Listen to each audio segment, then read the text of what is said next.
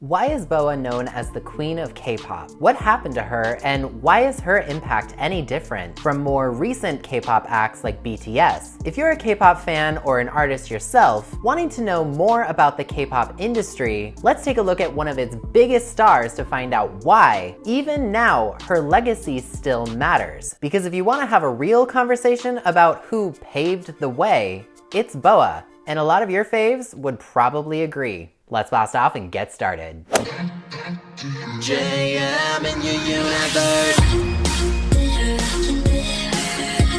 Konnichiwa friends, I'm Jonathan Miller and welcome back to Jonathan Miller Music, where we help each other become better artists. BoA is arguably one of the biggest and most respected names in K-pop. Her historical role in its current shape, global expansion, and economic improvement can't be denied even if the modern, typical young K-pop fan might not even know her name. With her recent inclusion in Girls on Top, SM Entertainment's new purposeful supergroup, similar to Super M and Unique Unit, I was surprised to see just how many people don't even know who she is, or what she's done, or why her inclusion in Girls on Top even matters. Which actually is kind of a roundabout testament to what she's done for K-pop. For 16 years, BoA held the record of being the only K-pop act to sell over 1 million copies of their album in Japan, and she still remains as the only one who's done it multiple times. She's released over 20 studio albums, 10 in Korean, 9 in Japanese, and 1 in English, and is largely the reason K-pop acts today get to break into the Japanese market. She's also one of only 3 female artists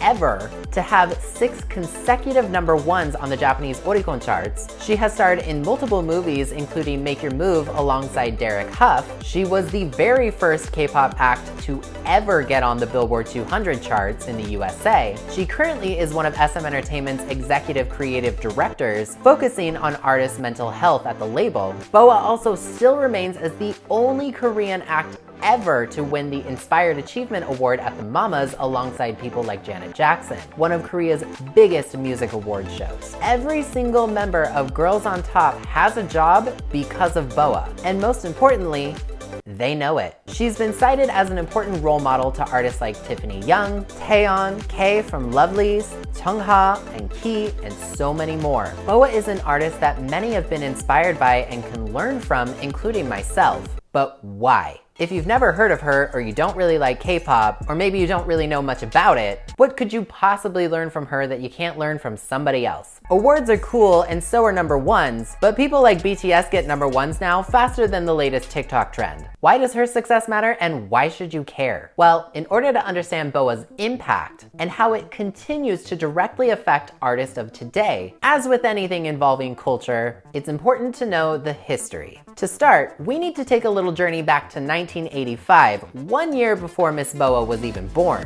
because BoA and economics actually go hand in hand.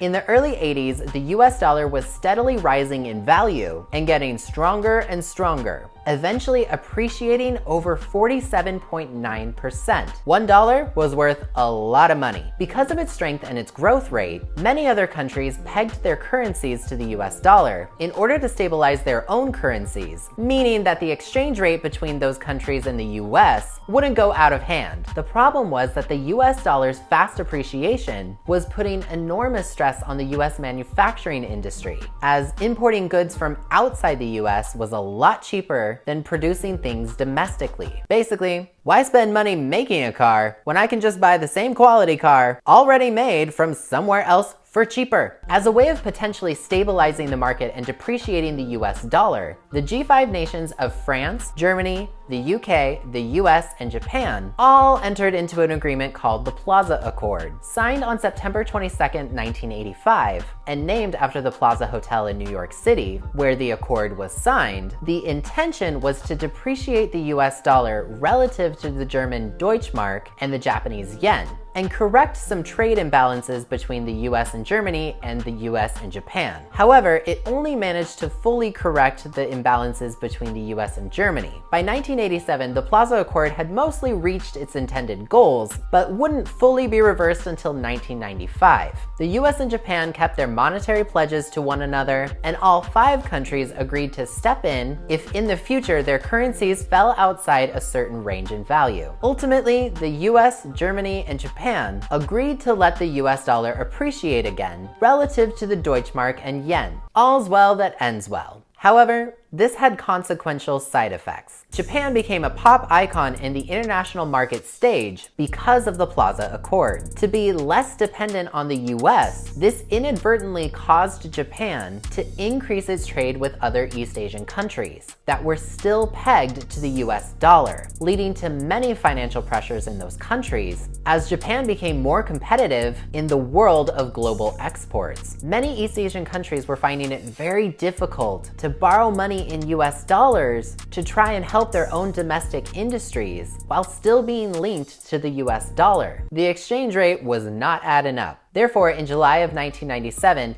Thailand decided to stop pegging the baht to the US dollar as an attempt to float its own currency. However, this move failed and set off a chain reaction almost immediately, resulting in what's now known as the 1997 Asian financial crisis. Multiple currencies declined up to 38%, the stock markets declined, import revenues decreased at rapid rates, government upheaval even ensued, especially in Indonesia, when President Suharto was forced to step down due to widespread rioting. International stocks fell down to almost 60%. The International Monetary Fund eventually stepped in with some bailouts to aid in recovery, since hundreds of billions of dollars were at stake here. Places like Indonesia, Thailand, Laos, Malaysia, the Philippines, China, Singapore, Vietnam, Hong Kong, and Japan, and more were all affected and forced into finding ways to help their own countries recover as well as each other's. One of the hardest hit countries was South Korea,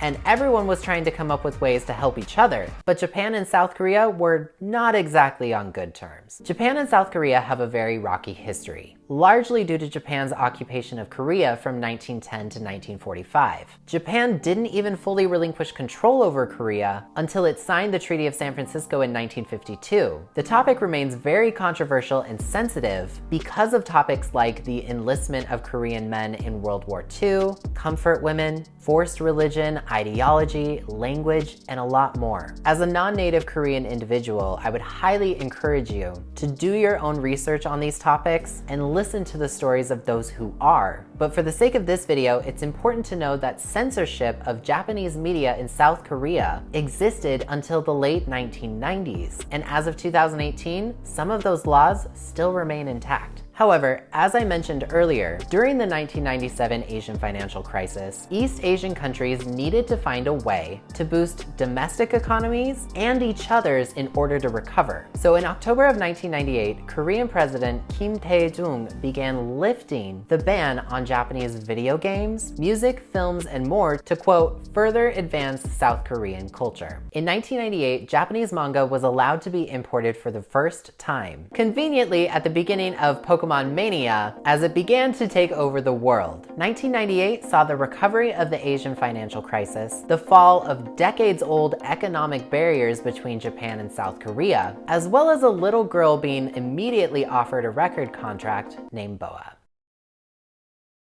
The South Korean economy needed a way to give itself a boost, and the entertainment industry was one of the easiest and most effective ways to do that. So in its growing music scene, early K-pop acts like HOT began releasing music in Mandarin Chinese as a way of bringing in revenue through imports to boost the South Korean economy, but also as a way of boosting the economies of neighboring countries affected by the financial crisis. Mandarin, being one of the widest spoken languages, made the most sense to do, as it made K-pop more accessible to foreign audiences, and it brought interest into South Korean media. But China's music market isn't very big, all things considered. Japan, however, is the second biggest music market in the entire world, even still today worth over $2.9 billion in 2020. The only other music market ahead of it is the United States, which back in the 90s was experiencing its own boom, courtesy of acts like Backstreet Boys, Britney Spears, Mariah Carey, and NSYNC. The Japanese market was lucrative and heavily sought after. Ever wonder why your favorite albums have all those bonus tracks exclusive to Japan? That's one of the reasons why. Also import fees, but that's for another day. But with censorship and tensions only just beginning to loosen, South Korea just couldn't seem to break into the Japanese market. They needed a superstar. At age 11, BoA Kwon and her brother auditioned for SM Entertainment via a talent search. But unfortunately for her brother, the talent scout immediately noticed BoA, her exceptional talent at such a young age, and offered her a contract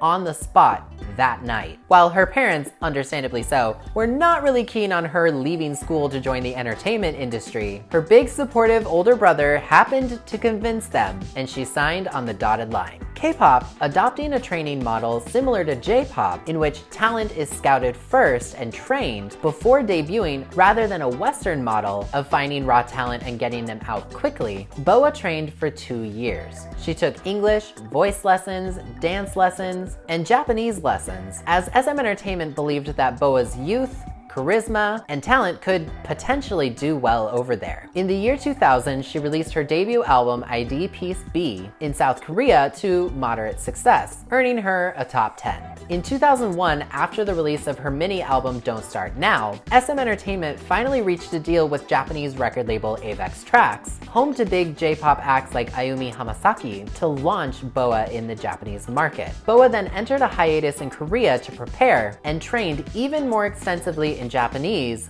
to increase her fluency. Upon releasing her debut Japanese album Listen to My Heart, BoA became the very first Korean artist to ever debut atop the Japanese Oricon charts, selling over 1 million copies. Nicknamed Baby BoA, Japanese fans took to her quickly with hits like the Japanese version of ID Piece B, Kimochi wa Tsutawaru, and Listen to My Heart. It also marked the first time that BoA contributed to writing and composing on her own albums. Her follow-up Japanese album Valenti became her best-selling album with over 1,249,000 copies sold. This would be the groundwork for every other K-pop act's success in Japan. If it hadn't been for BoA at just 14 years old, K-pop might never have broken into the Japanese market. Furthermore, SM Entertainment was actually on the verge of bankruptcy at this time. Shinhwa, while very successful, couldn't quite reach the level of success that HOT had left SM after disbanding. SM Entertainment was losing money, so it took a big gamble on a teenage girl to see if it could win.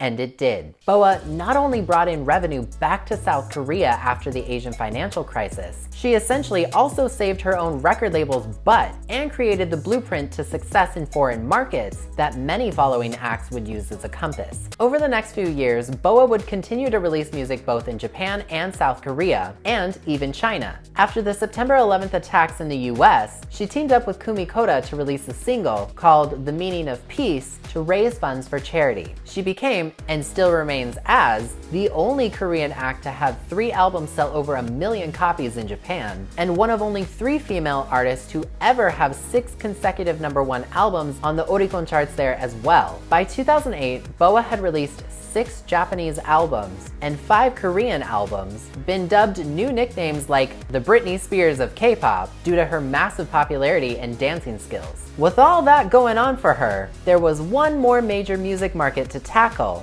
and in the growing digital age, how could she not succeed? So, SM Entertainment, hopeful she would follow in the blueprint laid for her by Janet Jackson and become a worldwide phenomenon, SM launched SM Entertainment USA. It was time to see if BoA could be one of the first East Asian acts to dominate the biggest music market in the world. The problem was, though, the US wasn't ready. Everyone outside the US understands just how hard it is to break into this market, except the people in the US. They know it's hard, don't get me wrong, and by today's standards, it might be a little hard to imagine, but for a foreign person of color, the US music market is notoriously racist. Even in 2008, as young millennials were the target open-minded demographic, BoA was coming in at the same time as Lady Gaga, Britney Spears' return, Kesha, Katy Perry, and so many other pop icons at the time. Britney Spears in particular had already left a noticeable hole in the pop market due to her being put into her conservatorship and rebuilding her image with Circus. Lady Gaga was coming in fast to fill that hole, and that left little room for BoA, who at this point had a lot more professional experience than some of the artists at that time. Unfortunately, this meant that BoA had to compete twice as hard, even though in an industry at the time that only cared about credits, didn't really care about hers. As one of K-pop's earliest supporters of the LGBTQ+ community, BoA launched her debut English single Eat You Up with a performance at San Francisco Pride after its release. BoA stated it had always been a dream of hers to debut in America, but found English a lot harder to learn and speak as compared to Japanese. She also said it was difficult to make friends, something that a lot of non-native English speakers understand very well. The US music market isn't like other places, and kind of works on a prove-it-to-me attitude, and more often than not, just tends to not be very receptive to new acts in general anyway. Still, BoA did manage to become the first K-pop act ever to chart on the Billboard 200, and Eat You Up happened to hit number 9 on the Billboard Hot Dance Club Play chart. In short, BoA couldn't replicate her Japanese success due to thick competition and honestly, the time period in which she tried to debut. Most top pop acts at this time were white, but that would begin to change as the decade changed too. A call for diversity in US media from young people would eventually reintroduce BoA to American audiences in, albeit a less focused way, as the Korean music wave crashed on its shores in 2012, courtesy of Psy's Gangnam Style. In summary, she was too early. In the 2010s, BoA continued to make waves in K-pop when she released her album Only One, in which her entirely self-written and self-composed title track received an all-kill on music shows in South Korea. That basically means she won everything. She recorded music for the Japanese anime Fairy Tail with the song Masayume Chasing. At this point, being fluent in Japanese, Korean, and English, she continued to stay active, even releasing Kiss My Lips, her Korean 8th studio album, in which everything is entirely self-composed and self-written by her. She continued to do acting and voiceover work, as well as becoming a judge and voice coach on The Voice Korea. She even became, as I mentioned earlier, one of SM Entertainment's executive creative directors, specializing in the mental health of artists. Since being a soloist all this time, she never really had any group mates to rely on when things got sad or tough. Being in a group was something BoA had repeatedly stated she would have liked to do many times. And in 2022, she finally got her wish.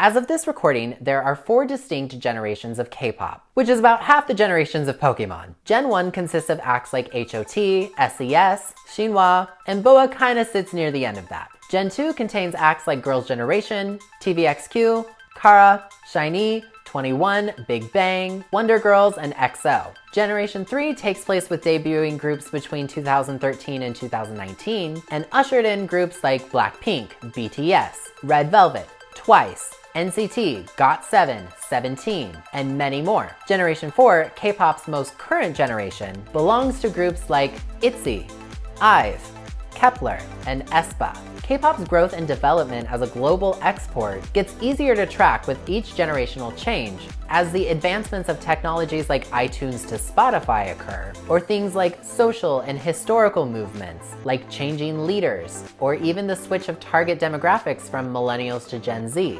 musical and fashion trends evolving, etc. K-pop has grown quite a bit very rapidly, all things considered in the last 25 years. And with every generation comes a generational switch.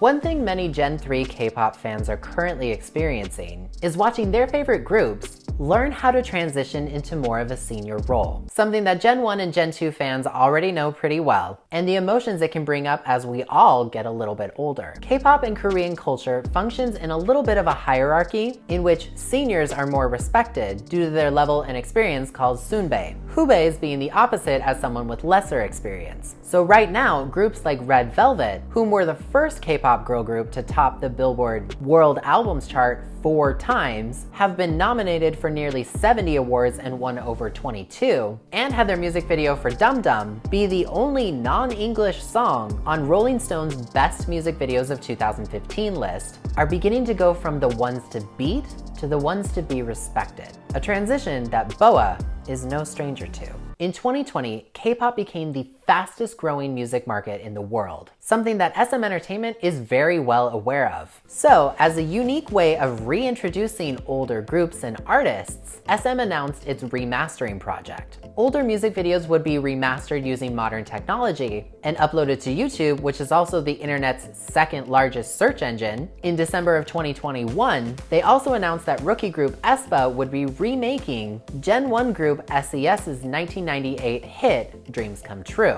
This fresh off the heels of aespa's mega viral song Next Level, which solidified their place as a group worth remembering in an age where K-pop debuts are rather common. What was perhaps most interesting though is that BoA was announced to be heavily involved in the production, choreography, and visuals of Dreams Come True. And that she was. BoA, executive creative director, multi-million album seller, and 20+ year soloist, would be, for the first time, producing a song for a group consisting of members who didn't even exist when BoA first debuted. aespa, as seen in SM's remastering project, was eager to learn from their sunbae, as she gave critique and pushed them outside of their comfort zones. In particular, Winter seemed to really jot down some notes from her. In terms of performance, as you can visibly see a change in showmanship in her face between their debut Black Mamba and the live stages of Dreams Come True, even though the difference is only about a year. Bada, an original member of SES and the lyricist for the track, also visited aespa during this time to also give them tips, including showing them how to hear themselves properly while singing on stage, which you can visibly see Winter again emulate in live performances of Dreams Come True. BoA helped Karina focus through her fear of heights while on set, and even changed the whole set around just so member Giselle could move more freely and not be stuck on the stairs. BoA's mentorship really shows because the song became a top 10 hit on many popular Korean music charts. aespa and BoA's work together demonstrates the power of cross-generational cooperation, much like how BoA's original success demonstrates the power of cross-country cooperation. And luckily, it wouldn't be the last time they worked together.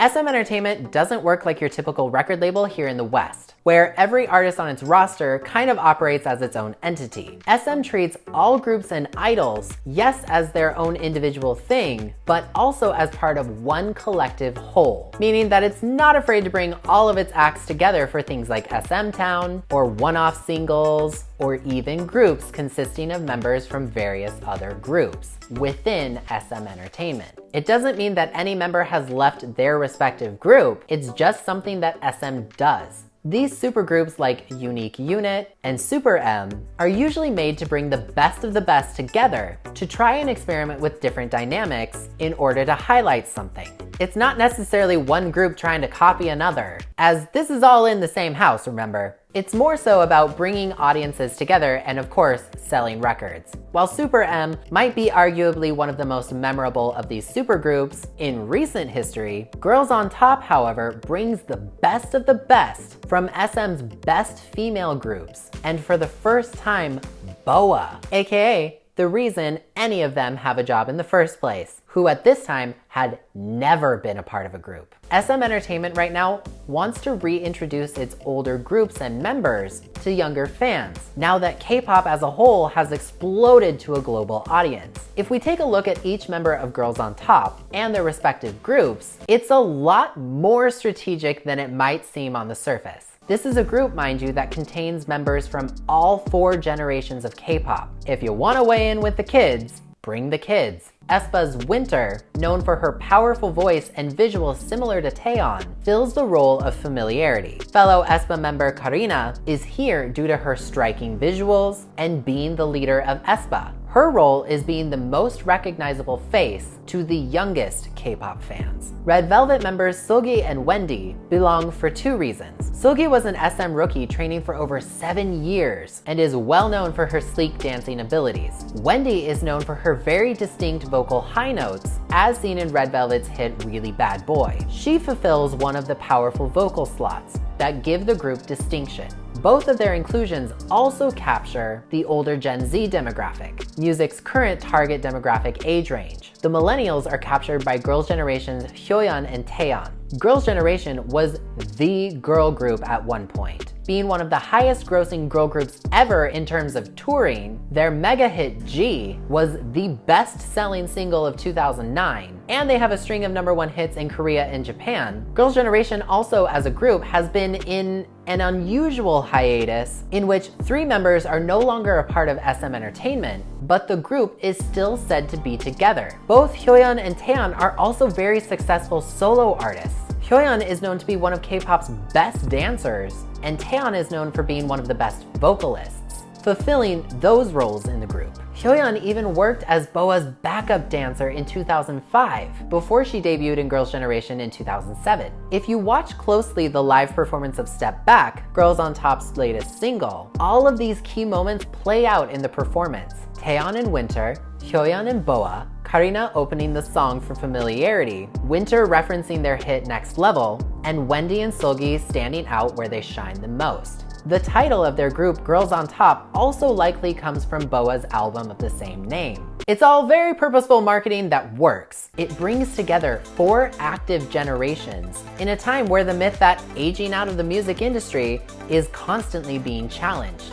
This being another example of why. Every single member in that group has been inspired by BoA at one point. Girls on Top may be a group across time, but it exists because BoA's legacy allowed something like this to exist.